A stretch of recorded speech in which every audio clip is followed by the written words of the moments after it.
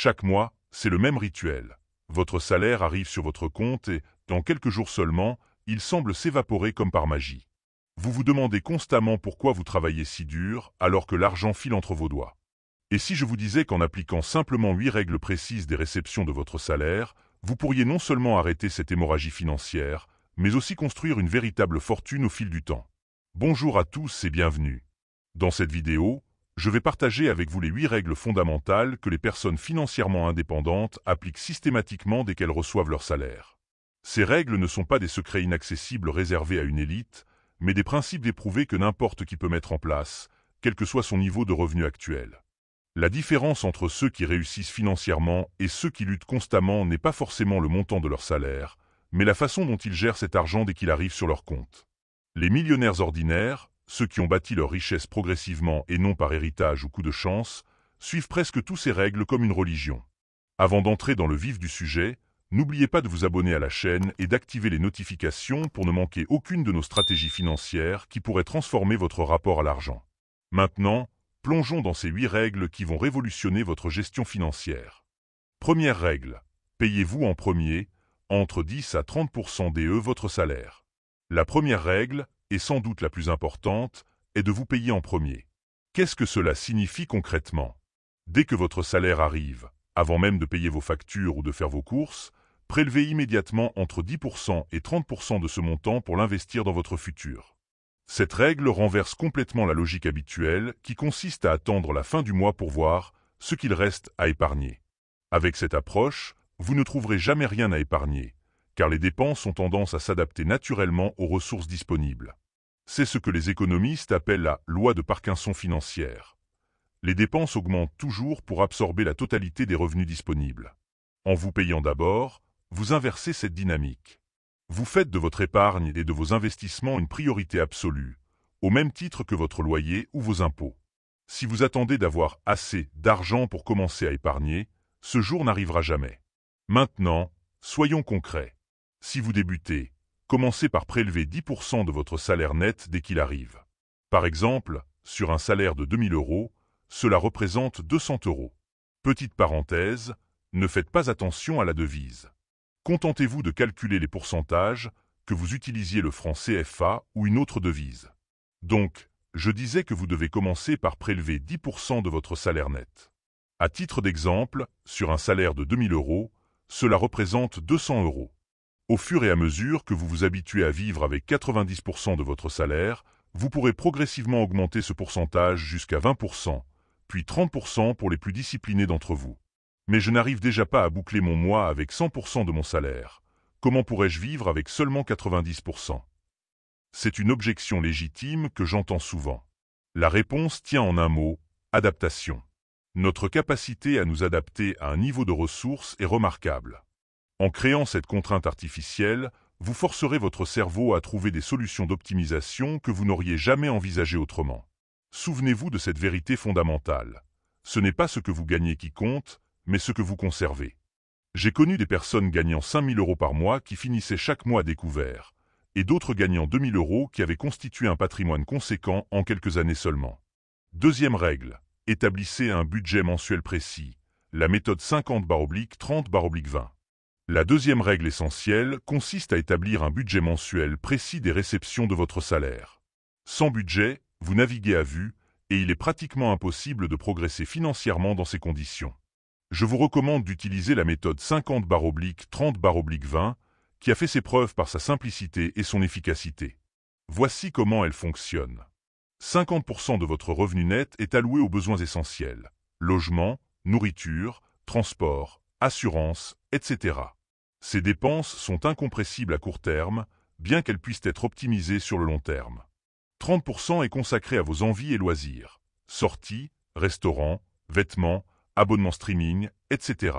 Cette catégorie offre la plus grande marge de manœuvre pour ajuster votre budget. 20% est destiné à l'épargne et aux investissements. C'est ici que s'applique notre première règle, payez-vous en premier. Cette répartition n'est pas figée et doit être adaptée à votre situation personnelle. Si vous vivez dans une grande métropole où le logement est exorbitant, votre catégorie « besoin » peut grimper à 60% temporairement. L'important est d'avoir une vision claire de la destination de chaque euro. Pour mettre en place ce budget efficacement, je vous conseille fortement d'utiliser des outils numériques comme les applications de suivi budgétaire, Bankin, Linkso, etc., ou même un simple tableur Excel. La clé est de pouvoir catégoriser automatiquement vos dépenses pour identifier rapidement les postes qui dérapent. Une technique particulièrement efficace consiste à créer plusieurs comptes bancaires correspondant à ces différentes catégories et à programmer des virements automatiques des réceptions de votre salaire. Par exemple, votre compte principal reçoit 50% pour les besoins essentiels. Un compte secondaire reçoit 30% pour les loisirs et dépenses discrétionnaires. Un compte épargne reçoit directement les 20% d'épargne et d'investissement. Cette méthode de compartimentalisation élimine la tentation de puiser dans votre épargne pour des dépenses non essentielles et vous donne une vision claire de ce que vous pouvez réellement dépenser pour vos loisirs. N'oubliez pas, un budget n'est pas une punition ou une restriction, mais un outil d'autonomisation qui vous permet de prendre des décisions financières alignées avec vos objectifs à long terme. Troisième règle, constituer un fonds d'urgence. 3 à 6 mois de dépenses. La troisième règle fondamentale consiste à constituer un fonds d'urgence solide avant même de commencer à investir dans des actifs plus rémunérateurs. Ce fonds d'urgence est votre police d'assurance contre les aléas de la vie, perte d'emploi, problèmes de santé, réparation imprévue ou toute autre dépense exceptionnelle. L'absence de ce fonds d'urgence est souvent ce qui fait basculer des personnes dans l'endettement chronique. Une étude récente a montré que 40% des Français seraient incapables de faire face à une dépense imprévue de 1 000 € sans s'endetter. Ne faites pas partie de cette statistique. La taille idéale de votre fonds d'urgence doit dépendre de votre situation personnelle. Si vous êtes salarié avec un emploi stable, 3 mois de dépenses courantes. Si vous êtes en période d'essai ou dans un secteur instable, 6 mois. Si vous êtes entrepreneur ou freelance, 12 mois minimum. Prenons un exemple concret. Si vos dépenses mensuelles incompressibles s'élèvent à 1 500 €, votre objectif sera de constituer un fonds d'urgence de 4 500 € à 9 000 €. Ce fonds doit être placé sur un support à la fois sécurisé et facilement accessible. Les meilleurs véhicules pour cela sont le livret A, plafonné à 22 950 €, taux actuel de 3%. Le LDDS, livret de développement durable et solidaire, plafonné à 12 000 €. Un compte épargne à haute rémunération. Attention cependant à ne pas tomber dans le piège de l'excès de liquidité. Une fois votre fonds d'urgence constitué, il est contre-productif d'y ajouter davantage d'argent. Chaque euro supplémentaire devrait être investi dans des actifs avec un potentiel de rendement supérieur. Pour constituer ce fonds rapidement, je vous conseille d'y allouer la majorité de votre capacité d'épargne jusqu'à atteindre votre objectif. Par exemple, si vous pouvez mettre de côté 500 € par mois, concentrez d'abord ces 500 € sur votre fonds d'urgence. Une fois celui-ci constitué, vous pourrez réorienter cette somme vers des investissements plus rémunérateurs. Rappelez-vous, ce fonds n'est pas destiné à financer vos envies ou opportunités d'investissement. Il doit être sanctuarisé pour les véritables urgences. Établissez des critères stricts pour définir ce qui constitue une urgence légitime avant de puiser dans ce fonds. Quatrième règle, éliminez vos dettes toxiques. La quatrième règle est absolument cruciale. Éliminez vos dettes toxiques avant de penser à investir massivement. Les dettes toxiques sont celles dont le taux d'intérêt est supérieur au rendement que vous pourriez raisonnablement espérer de vos investissements. Concrètement, quelles sont ces dettes toxiques? Ce sont les découverts bancaires, taux pouvant dépasser 20%, les crédits à la consommation, entre 5% et 12% généralement, les crédits revolving, jusqu'à 20%, les dettes sur carte de crédit, souvent entre 15% et 22%. Pour mettre cela en perspective, imaginons que vous ayez 5 000 € de dette sur une carte de crédit à 18% d'intérêt et 5 000 € d'épargne que vous pourriez investir pour un rendement moyen de 7%. En choisissant d'investir plutôt que de rembourser votre dette, vous perdez 11% par an sur 5 000 €, soit 550 €. Ce serait comme jeter cet argent par la fenêtre. La méthode la plus efficace pour éliminer ces dettes est la méthode boule de neige, popularisée par Dave Ramsey. Elle fonctionne ainsi. 1. Listez toutes vos dettes, du plus petit montant au plus grand, indépendamment des taux d'intérêt. 2. Consacrez le maximum possible au remboursement de la plus petite dette, tout en maintenant les paiements minimums sur les autres. 3. Une fois la première dette éliminée, utilisez l'argent libéré pour attaquer la suivante, et ainsi de suite. Cette méthode peut sembler contre-intuitive d'un point de vue purement mathématique. Il serait techniquement plus optimal de rembourser d'abord les dettes aux taux les plus élevés, mais elle a prouvé son efficacité psychologique. Les victoires rapides sur les petites dettes créent un élan motivationnel qui augmente considérablement vos chances de persévérer jusqu'à l'élimination complète de vos dettes. Une alternative est la méthode avalanche, qui consiste à rembourser d'abord les dettes aux taux d'intérêt les plus élevés. Cette approche est mathématiquement optimale, mais peut être plus difficile à suivre psychologiquement. N'oubliez pas que certaines dettes ne sont pas nécessairement toxiques et ne nécessitent pas un remboursement anticipé agressif. C'est notamment le cas des prêts immobiliers à taux bas, moins de 3 à 4%, ou des prêts étudiants à taux avantageux. Ces dettes peuvent être remboursées selon l'échéancier prévu, tandis que vous investissez par ailleurs. Cinquième règle. Automatisez vos finances. La cinquième règle pourrait paraître simple, mais elle est extrêmement puissante. Automatisez vos finances. L'automatisation élimine la friction, la procrastination et les décisions émotionnelles qui sabotent souvent nos meilleures intentions financières. Le célèbre psychologue comportemental Daniel Kahneman, prix Nobel d'économie, a démontré que notre cerveau est constamment tiraillé entre deux systèmes de pensée. Le système 1, rapide, intuitif, émotionnel, et le système 2, lent, réfléchi, logique. En matière de finances, le système 1 nous pousse vers la gratification immédiate au détriment de nos objectifs à long terme. L'automatisation permet de contourner ce biais comportemental. Voici comment mettre en place cette automatisation de manière optimale. 1. Programmez des virements automatiques dès le jour de réception de votre salaire. 10 à 30% vers votre compte d'investissement. Une somme fixe vers votre fonds d'urgence, jusqu'à ce qu'il soit complet. Des montants prédéfinis vers des comptes spécifiques pour vos projets à moyen terme, vacances, achats immobiliers, etc. 2. Automatisez le paiement de vos factures récurrentes. Mettez en place des prélèvements automatiques pour tous vos frais fixes. Regroupez autant que possible ces prélèvements juste après la réception de votre salaire. 3. Automatisez vos investissements. Configurez des plans d'investissement automatiques mensuels. Utilisez des services comme les plans d'épargne en actions programmées. Activez le réinvestissement automatique des dividendes pour profiter pleinement de l'effet composé. 4. Mettez en place des alertes automatiques. Pour vous prévenir en cas de dépassement de certains seuils budgétaires. Pour signaler des mouvements inhabituels sur vos comptes. Pour vous rappeler les échéances importantes. L'effet psychologique de cette automatisation est remarquable. En faisant ces opérations automatiquement, vous éliminez la friction mentale associée à chaque décision financière. Vous n'avez plus besoin de faire preuve de volonté chaque mois pour épargner ou investir. Cela devient votre comportement par défaut. Les études montrent que les personnes qui automatisent leurs finances épargnent en moyenne 3 fois plus que celles qui comptent sur leur discipline mensuelle. C'est ce que le célèbre auteur et économiste Richard Thaler appelle l'architecture du choix. Structurez votre environnement pour que le bon choix financier devienne le plus facile à faire.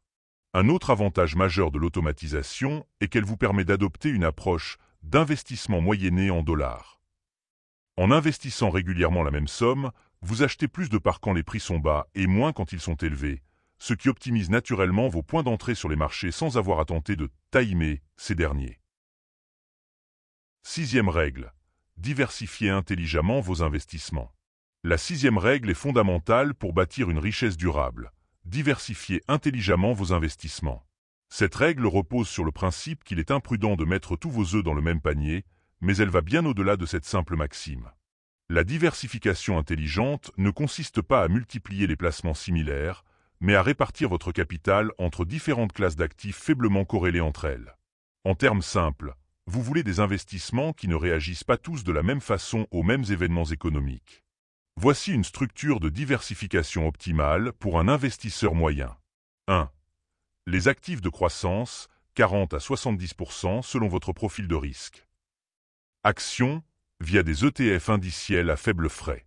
Fonds communs de placement sélectionnés. Capital investissement pour les plus fortunés. 2. Les actifs de protection, 20 à 40%. Obligations d'État et d'entreprise. Fonds monétaires. Livret réglementé. 3. Les actifs réels, 10 à 30%. Immobilier, direct ou via des SCPI. Matières premières. Or et métaux précieux. 4. Les actifs alternatifs, 0 à 10% pour les investisseurs avertis. Capital risque. Crypto-monnaie. Collection d'art ou d'objets de valeur. La répartition exacte dépendra de plusieurs facteurs personnels. Votre âge et horizon d'investissement. Votre tolérance au risque. Vos objectifs financiers spécifiques. Votre situation patrimoniale globale. Un principe fondamental à retenir est la relation entre votre horizon temporel et la proportion d'actifs risqués. Plus votre horizon est long, plus vous pouvez vous permettre d'allouer une part importante aux actifs de croissance comme les actions.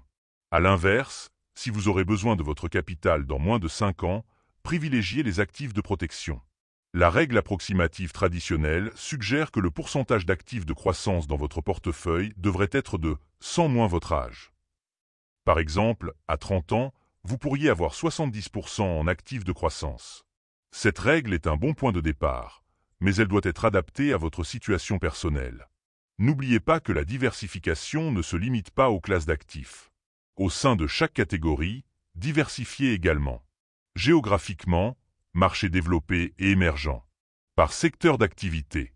Par taille d'entreprise, grande, moyenne, petite capitalisation. Par style d'investissement, valeur, croissance, dividende. Enfin, rééquilibrez régulièrement votre portefeuille 1 à 2 fois par an pour maintenir votre allocation cible. Cette discipline vous forcera naturellement à vendre haut et acheter bas, puisque vous réduirez les positions qui ont surperformé pour renforcer celles qui ont sous-performé. 7e règle. Investissez dans votre capital humain. La 7e règle est souvent négligée, mais pourtant cruciale. Investissez dans votre capital humain. Votre capacité à générer des revenus tout au long de votre vie active est probablement votre actif le plus précieux. Pour mettre cette règle en perspective, considérons un exemple simple. Si vous gagnez 3 000 € par mois pendant 40 ans de carrière, vous générez 1,44 million d'euros de revenus. Une augmentation de seulement 10% de ce revenu représente 144 000 € supplémentaires sur votre vie professionnelle. Voilà pourquoi investir dans vos compétences et votre carrière peut s'avérer l'investissement le plus rentable que vous puissiez faire. Voici comment appliquer concrètement cette règle. 1. Allouez une partie de votre budget mensuel à votre développement professionnel. 3% à 5% de vos revenus devraient être consacrés à l'amélioration de vos compétences. Cet investissement peut prendre la forme de formation, livres, séminaires, coaching, etc. 2.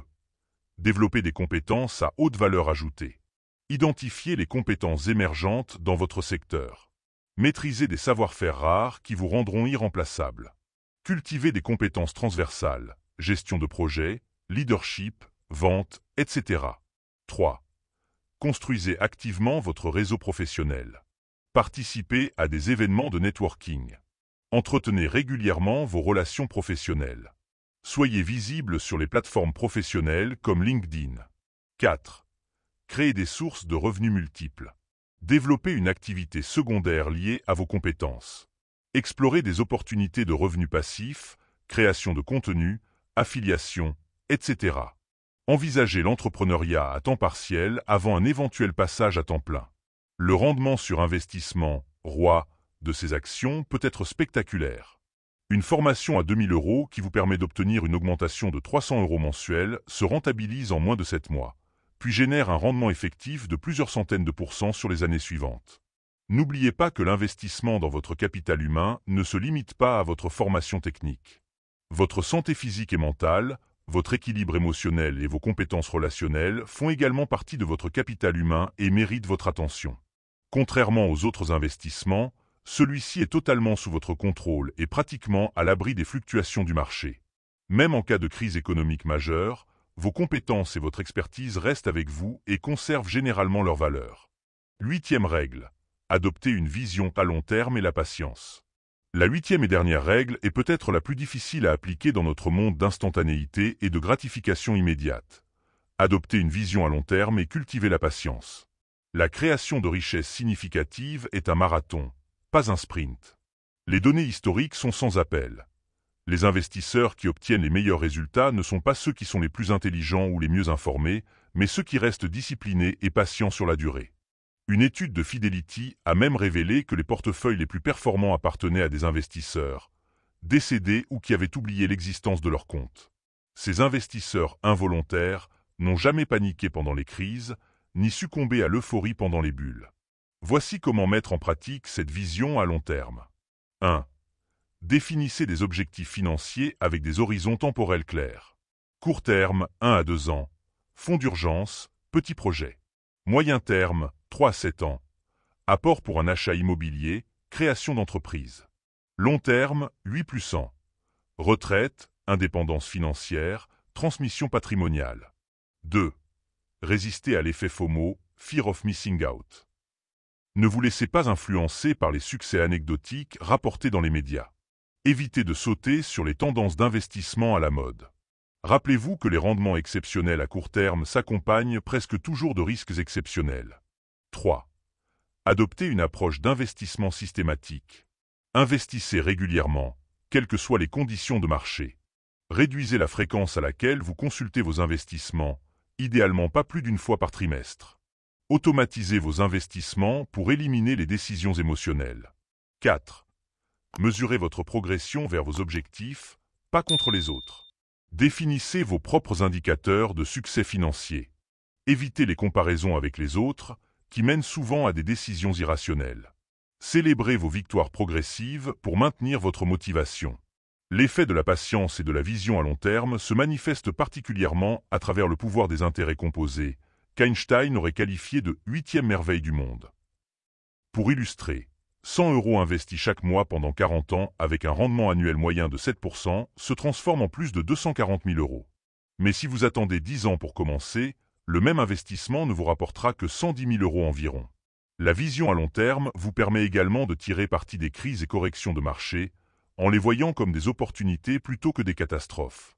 Les marchés financiers ont historiquement connu des baisses significatives tous les 5 à 10 ans, mais ils ont toujours fini par atteindre de nouveaux sommets sur le long terme. Nous voici arrivés au terme de notre exploration des 8 règles fondamentales appliquées des réceptions de votre salaire. Ces principes ne sont pas particulièrement complexes ou novateurs. Leur véritable puissance réside dans leur application systématique et disciplinée sur la durée. Récapitulons brièvement ces 8 règles. 1. Payez-vous en premier, 10 à 30% de votre salaire. 2. Établissez un budget mensuel précis, la méthode 50/30/20. 3. Constituez un fonds d'urgence, 3 à 6 mois de dépenses. 4. Éliminez vos dettes toxiques. 5. Automatisez vos finances. 6.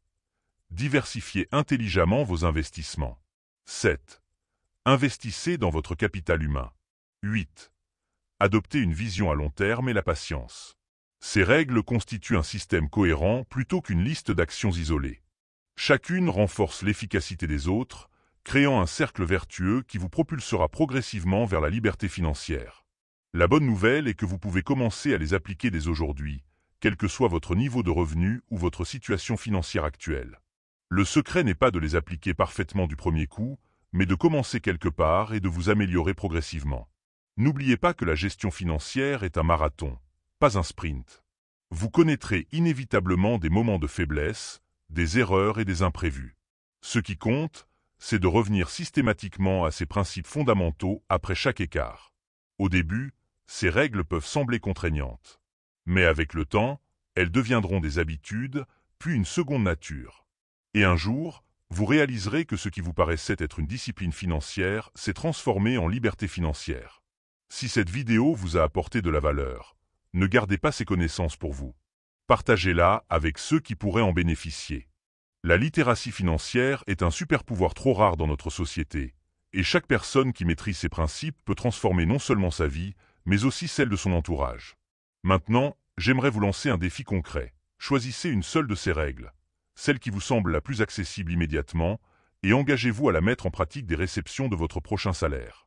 Partagez votre choix en commentaire et revenez dans un mois nous dire comment cela a transformé votre approche financière. Si vous n'êtes pas encore abonné à Stratégie Finance, c'est le moment de rejoindre notre communauté en cliquant sur le bouton d'abonnement et en activant la cloche des notifications. Chaque semaine, nous partageons des stratégies concrètes, des analyses de tendances et des témoignages inspirants pour vous aider à atteindre la liberté financière. N'oubliez pas, votre richesse future se construit avec les décisions que vous prenez aujourd'hui. Alors prenez le contrôle de vos finances maintenant, et rendez-vous de l'autre côté, parmi ceux qui ont transformé leur relation à l'argent et bâti la vie dont ils rêvaient. Merci d'avoir regardé cette vidéo jusqu'au bout.